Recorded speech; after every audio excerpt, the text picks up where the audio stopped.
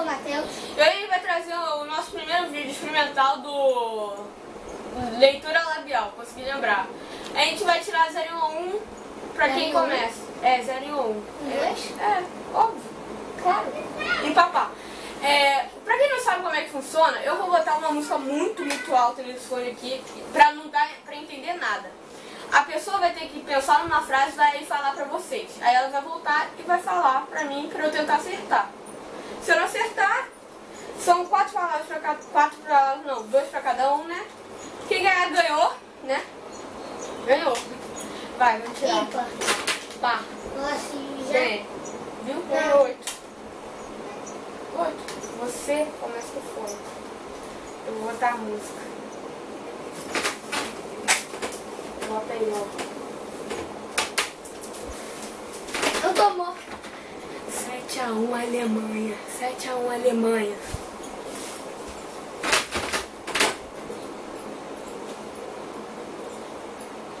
Tá sussurrando por quê? Quer?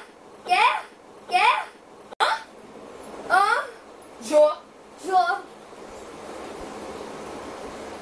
A rua do papai.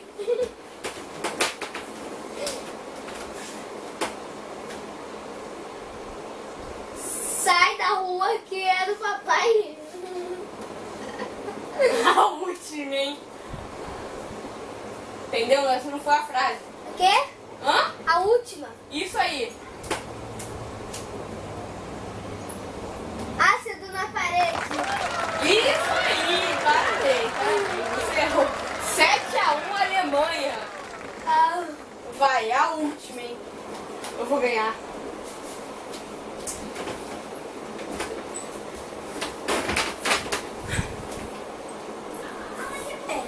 deixa eu pensar. Eu uso blusa vermelha.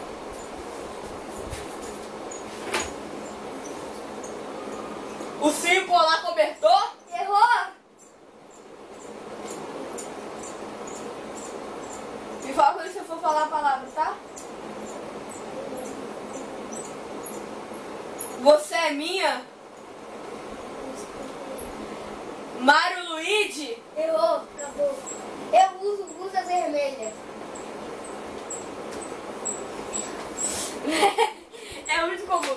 0-0 ficou o placar.